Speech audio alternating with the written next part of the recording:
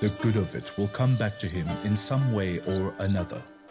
In other words, he is praying and speaking well of himself as well. And this is how someone can plant a flower garden around his own house. Whenever he looks out of his window, all he will see is flowers. And when he sees them, he will always feel like he is in heaven.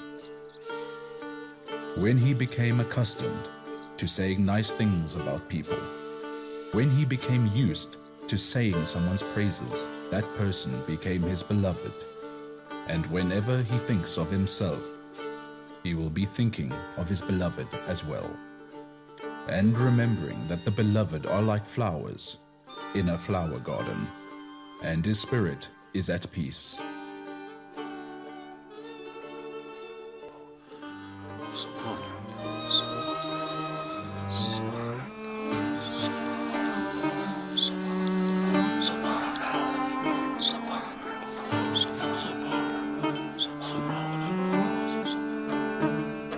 From Genghis, the son of Yasugay, the Sultan of Iran, Muhammad Kharazm Shah. I'm telling the Sultan what Gaya Khan, the ruler of the city of Otrar, did was disgusting and disturbing. Based on the good relations between you and I trust that you will accept and grant me my request for Gaya Khan, ruler of the city of Otrar, to be handed over immediately to my messenger and men immediately. And if not, the friendship accord between our two nations will be void. Well, Genghis the Mongol has to pay for his brash words towards you. Your Highness, do not forget that in his previous letter, Genghis had called you the King of the East and his greatest of sons. He has only shown you respect and admiration. What are you saying, Prime Minister? Are you reciting poetry? I was reminding the Sultan of Genghis' last writing to him. You see, the difference between what Genghis had written to us in that peaceful letter and the one we received from him today is Gaya Khan and the killing of the Mongol merchants. Gaya Khan was only following the Sultan's orders. And besides, they were not mere merchants, they were a bunch of spies. The so-called peaceful letter that Genghis wrote the Sultan was just a disguise to belittle the Sultan by calling him his son. And perhaps if he had received a proper reply to that letter, he would not suddenly be demanding the handover of the ruler of Otrar so brazenly now. I swear to God, I will cut him up into pieces with the sword in my hand. In my opinion, the Sultan must have fire in one hand and water in the other. There is always a way to control the furor. How is that? By handing over the border guard of the Khwarezm king to those desert-dwelling Mongols, you think? You mean a bunch of vicious desert dwellers can have their way when it comes to the Sultan of Khwarezm? This doesn't make any sense at all. Huh. Is this really your advice to the king of the land of Iran? Your Highness, may you live a long life.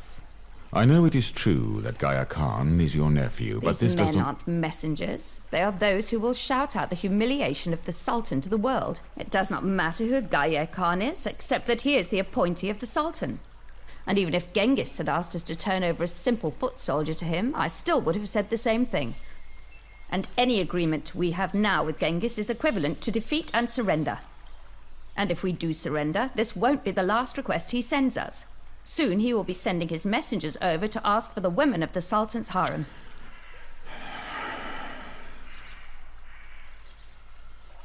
You know that standing up to the Mongols now and eliminating Genghis will be your chance to enter into the East. Just think about that. Well, be that as it may, I also agree with what the Prime Minister is saying.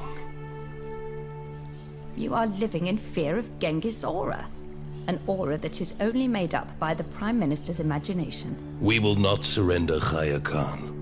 We will have to think of something in order to bring down his anger and turn his hate away from Gaya Khan. I am more than willing to go meet with Genghis with a delegation and bring him some gifts. I will put myself in danger and ask him to formally forgive Gaya Khan for what he's done. I would expect you to say these things because with the position you have here, no one would expect any more from you. I am the Queen Mother of this land, Prime Minister, and my son is the Sultan of Iran. Unfortunately, you are not intelligent enough to comprehend what worries us. What you are saying here, Mother, is without a doubt creating a war between us and Genghis. A war without a cause. And that is a mother's enmity towards her son. Enmity? What enmity? You have shown so much enmity towards me and your crown prince and his mother who died because you were so unkind to her. You opened your arms to women from all over India and Balkh and Samarkand and Bukhara.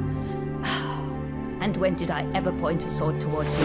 Don't speak nonsense, Mother, and don't try and scare me with a war, because I have been at war for the last 30 years. Then why are you not fighting? There's no glory in this war, Mother. And I sense that the hatred is not coming from Genghis' tent, but from within the walls of this palace. Every time I come back home, victorious from a war, you were never happy to see me. You have always wished me dead, Mother. You've always wanted vengeance, haven't you? For the brother that you wanted to become king instead of me.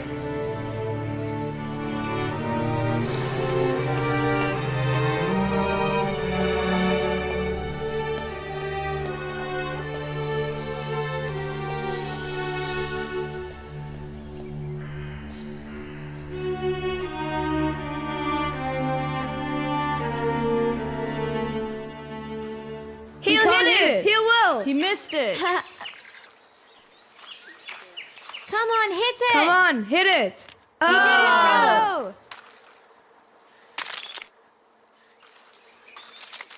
Guys, come on, stop guys. Let me hit it. Well done, you finally did it. Hey, it's my turn. He can't hit it. No, guys, you can't do it. It's my turn. It's my turn. I want to have a turn. I told you. Come and do it, Jalaledin. He can't do it. You can't either. You can't either.